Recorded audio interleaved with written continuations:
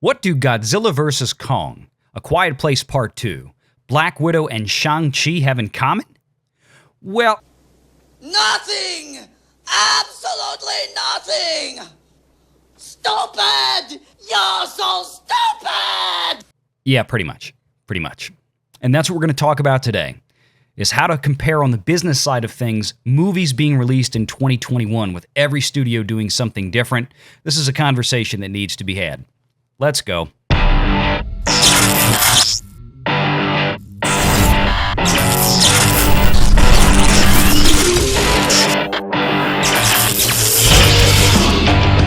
Renegade Online. Well, welcome back. This is part 2 of a discussion that we started last week about understanding the movie theater box office.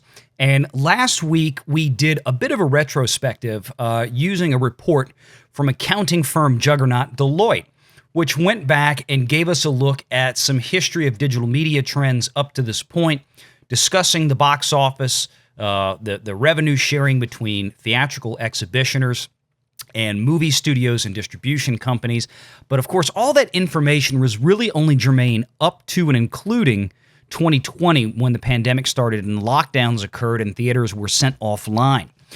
Since then, we have had quite the disparity in how movies have been released from one studio to the next, and sometimes within the same studio, like Disney, kind of doing a game time decision as each film comes out, how it's going to be released. So it's become more difficult compared to traditional means of just looking at a box office performance of a given film and then assessing domestic revenues, international revenues, looking at China separately because it has such a lower amount of take even than regular international revenues, and kind of coming to a conclusion, was a movie financially successful? Again, not a claim of whether or not the movie was good or bad or just mediocre, but rather just an honest look at, did the financials perform well enough against the costs of production, marketing, and then in the case of 2021 movies, and we'll talk a little bit about this, what I call excess carrying costs or the excess interest that the studios had to pay to continue financing these films as they held them from any source of revenue in the theaters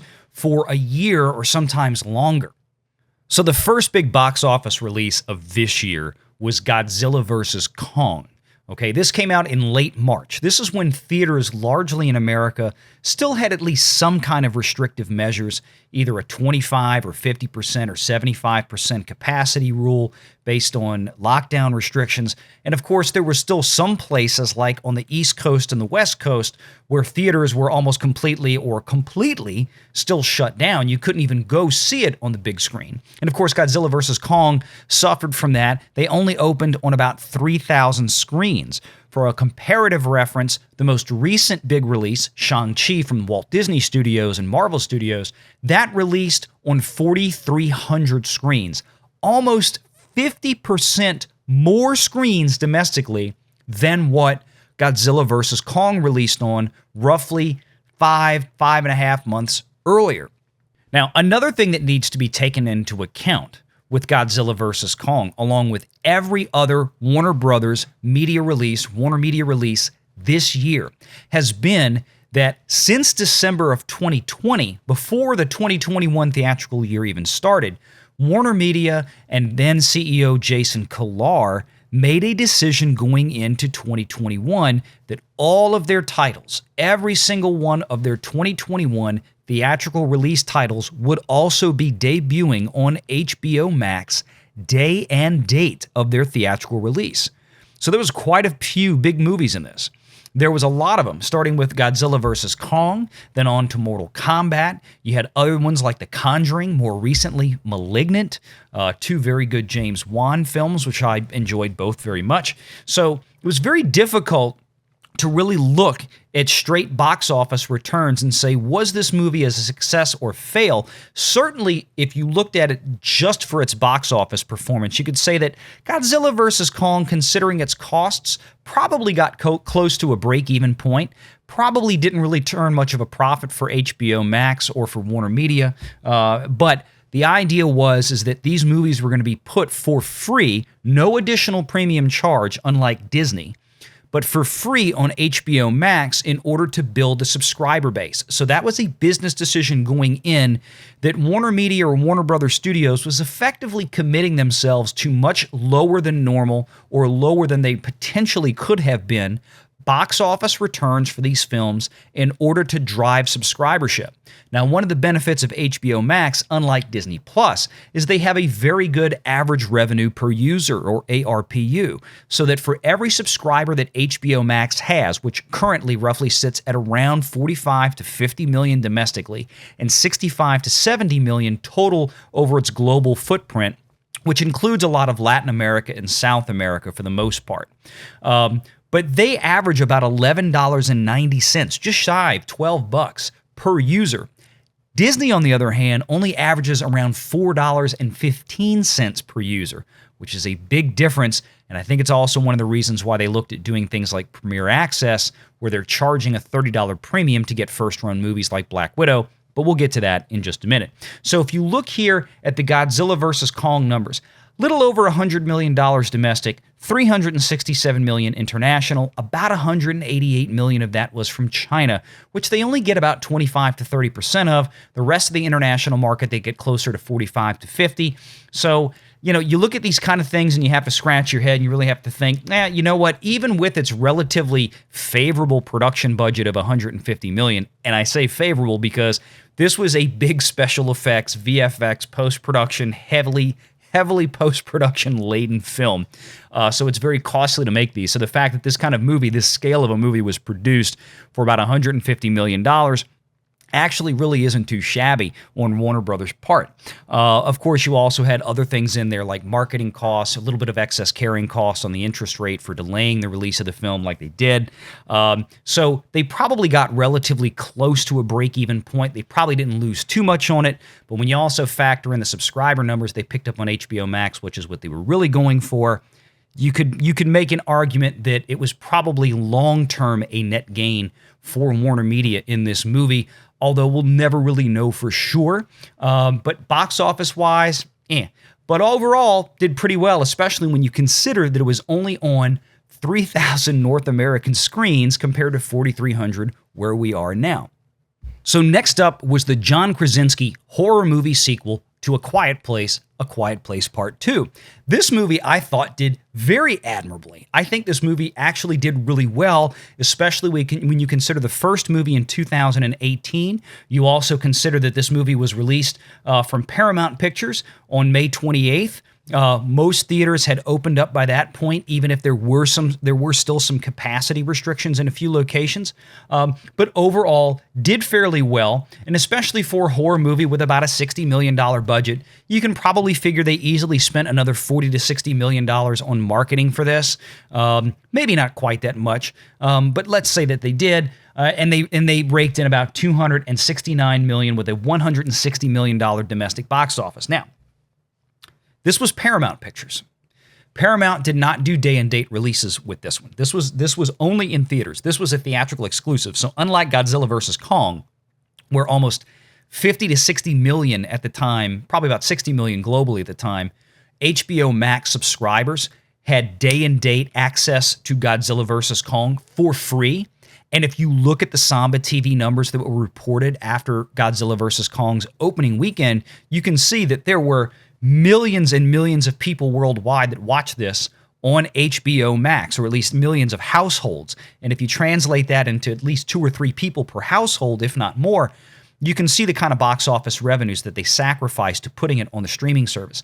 Quiet Place Part 2, while it obviously underperformed Godzilla vs. Kong as a theatrical-only release in a horror movie, this actually did really well. And if you look at A Quiet Place from 2018, its predecessor from just 3 years ago, that movie hauled in $334 million, so only about $65 million more than the sequel, so it retained a great deal of its audience, number one. If you look at the domestic box office, $188 million back in 2018, and if you look here, $160 million in 2021. So only a shortfall of about 28 million in domestic performance, which you could kind of chalk that up to maybe people didn't want to get out.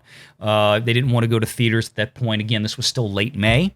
This was before everything had completely really opened up to the latter part of the summer, like when we got Black Widow out.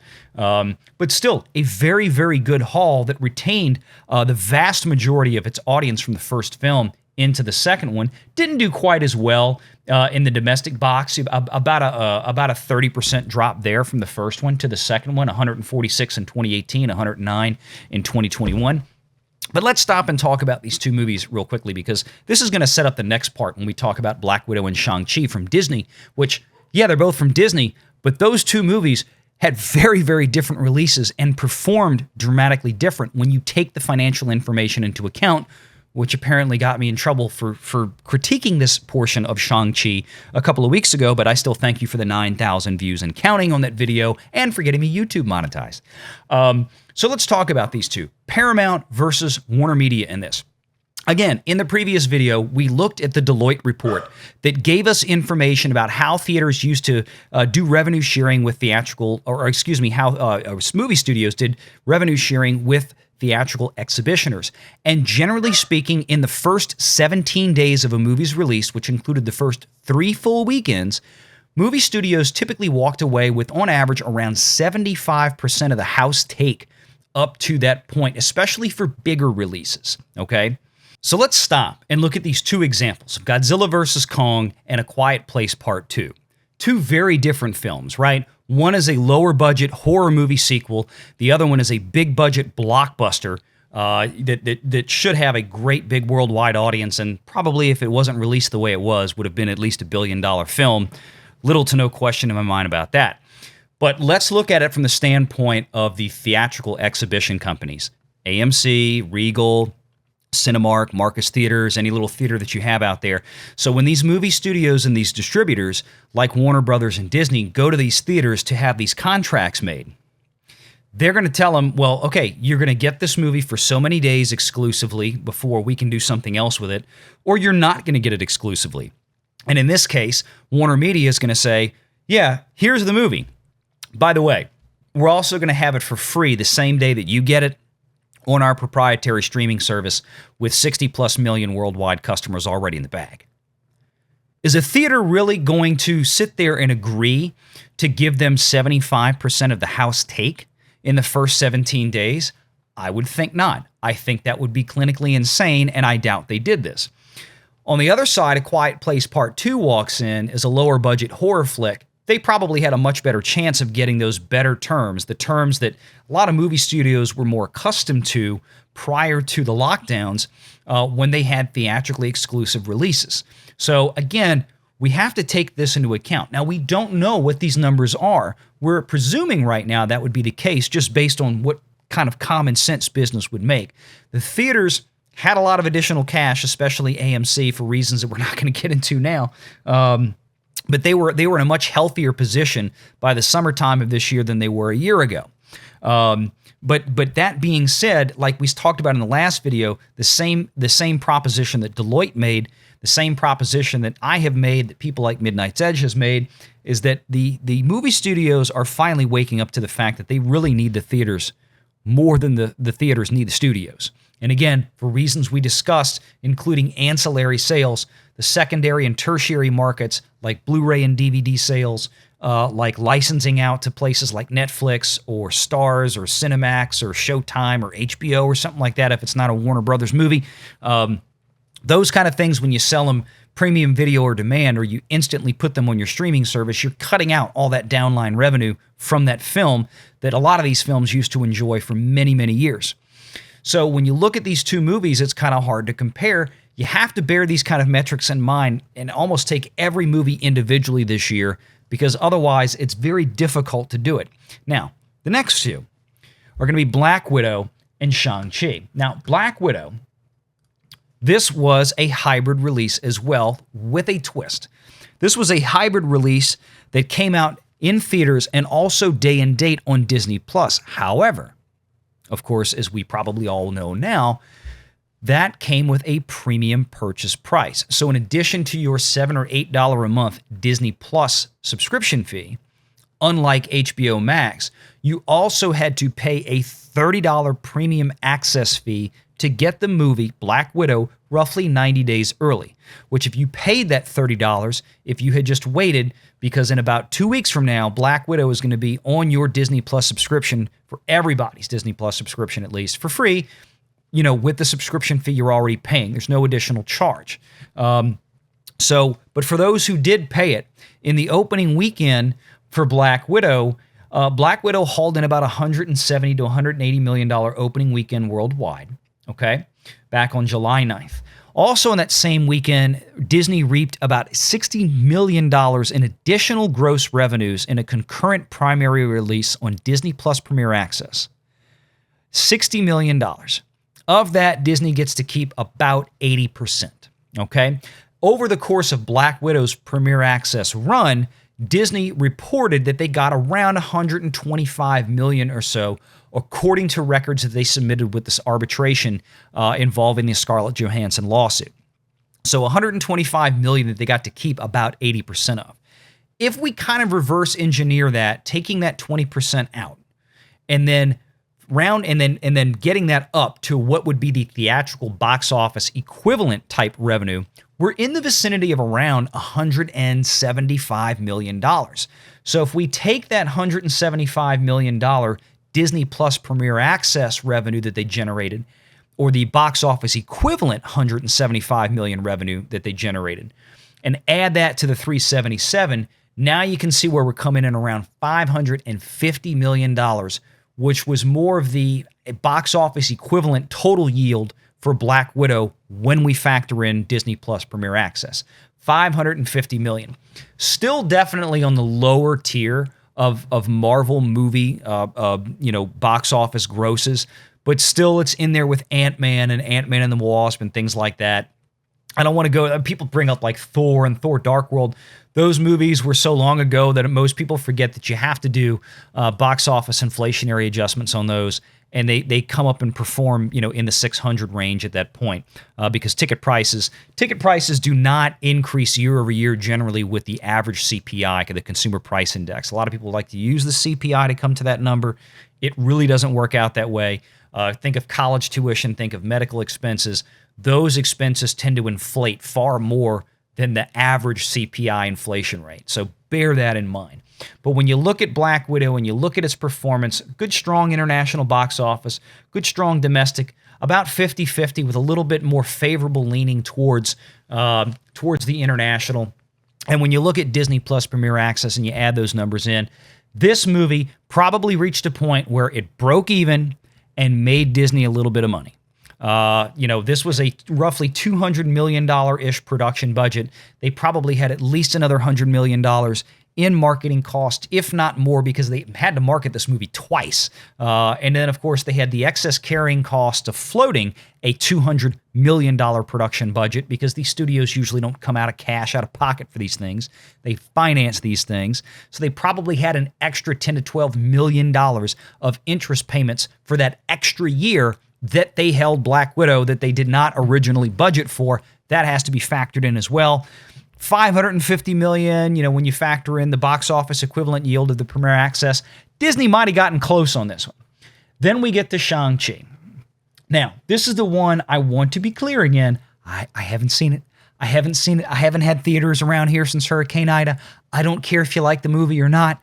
If you loved it, great. If you didn't like it, great. I don't care. I haven't seen it. I'll get around to seeing it eventually if it drops on Disney Plus before the end of the year when my subscription runs out. Fine. I'm willing to give it a chance as a moviegoer. I just had a bad feeling about it going in because there were too many things wrong with how they set that movie up or did not set that movie up from a marketing standpoint. And if you don't like it, blame Kevin Feige and Marvel Studios. Now, that being said, a lot of people out there want to herald this as a whopping success, huge success. Well, okay, fine.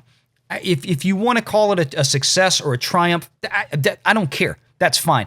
I'm looking at math. I'm looking at numbers. That's all I care about. Because again, in this year in 2021, It's so hard to compare one thing to another unless we find some commonalities and even things out across the board, kind of like we did talking about Godzilla vs. Kong, A Quiet Place, and then especially Black Widow with the Disney Plus Premier Access. So when I made my video after the first weekend, and I stated unequivocally that Shang Chi was a box office failure for Marvel Studios, I made it clear in that video several key points as to why. And to date, that hasn't changed.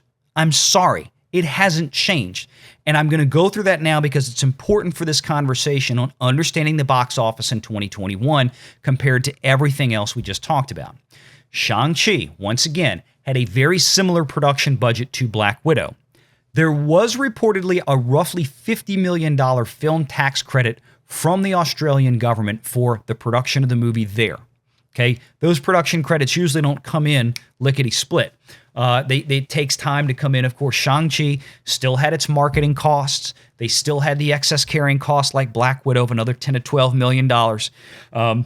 This movie still needs to get up into that $450 million region to get to a break-even point. It currently sits after 3 weekends at $320 million. I'd be very surprised if this can squeeze another $130+ million out of the box office at this point. It would have to really get some legs going. I don't see that coming down the pike. I know there's some other folks out there, some good friends of mine, people I love and respect on YouTube, that they think the hump's a little bit lower. I'm just running the math, looking at it as a financial guy. I just don't see how it is that low. But here's the other issue. And this is the problem. This was the big thing that struck me about Shang-Chi's opening weekend. Where in the hell was all of the Disney Plus Premier Access money? This was a theatrical-only exclusive that Disney put into theaters, which we can say they may have gotten a little bit higher in that opening weekend, maybe. But again, I don't think those terms are being put out there right now for a lot of these studios, especially when they're not committing their entire slate like studios used to do. And we're going to get to that in a minute because there's a story about that this week that we need to talk about. And it may not be in this video. It may be in yet a third video that we'll do. So stay tuned. We'll follow up on that. But Shang-Chi did not get any of that $60 million Disney Plus Premier Access in its opening weekend. It got none of it. It severely underperformed Black Widow at the international box office. It basically paced Black Widow at the domestic box office when you factor in up through the Mondays, which Monday was not a federal holiday for Black Widow, so we can only compare 3-day weekends to 3-day weekends. You want to throw the Mondays in there, throw the Mondays in there. It only beat Black Widow by, I think, $3 million if you added in both Black Widow and Shang-Chi's first Mondays. So again, it basically paced. None of that Premier Access showed up at the box office, and to date, it still hasn't yet. If we want to make a box office equivalent yield, and we want to see Shang-Chi actually perform better, truly financially better for Disney Plus, then Shang-Chi needs to bust $550 million at the box office. That ain't going to happen. It's going to underperform Black Widow. Now, again, normally we look at this and we say, well, wait a minute, Valiant. How can you make that comparison? Because, how can we take, Premier Access dollars and all this? Again, I'm only doing it in the case where the PVOD, the Premium Video on Demand, was a concurrent release, a concurrent primary release. So, for example, if Disney had put Black Widow out in the theaters for 45 days exclusively like they have committed to Shang-Chi, and then put it on Disney Plus Premier Access and charged $30 at that point, then we would have a slightly different discussion. But the fact is, those were concurrent primary releases. Day and date, this is where you could go get it. The first day it came out anywhere, Shang-Chi was only available in the theaters, and little to none, at this point really still none, of that Premier Access money has showed up. That is not good for Disney. That does not bode well going forward for the Eternals. Now, Disney has, since the second weekend, they have committed to going back to everything in their 2021 slate remaining is going to go theatrically exclusive for 45 days. And I think that's where I'm going to break, because we are going to talk about why I think they're doing that. We're going to talk about the business decision they're making. And it's not that they're jumping up and down necessarily about Shang-Chi's performance, although I think they're relatively happy compared to what it could have been. But the fact remains, at this standpoint, Shang-Chi is still on pace to lose money for Disney, but they may be seeing a light at the end of the tunnel going forward, and they may need to commit to theaters basically to help them out to get there. So, again, this was part 2 of the discussion. If you missed part 1 and you're kind of wondering, what did all this mean? I didn't understand this part. Probably need to go back and watch part 1 of this. It's the last video we did at this point, and I'm going to get to work on filming a bit of a part 3, because let me give you a teaser here, folks. This is what we're looking at now. The global box office is projected to hit $20.2 billion in 2021, 68% up on 2020, according to the analyst, excuse me. Whew, I've been talking too much.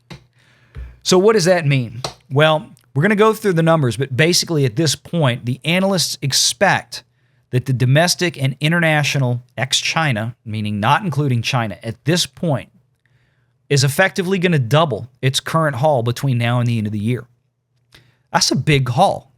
We've got a lot of big movies coming out, and I don't think Disney wants to miss it. We're going to talk more about this next time, and we're also going to be talking about Dune coming up, because this is another thing that we really need to get into, because this is about to be something real fun coming up.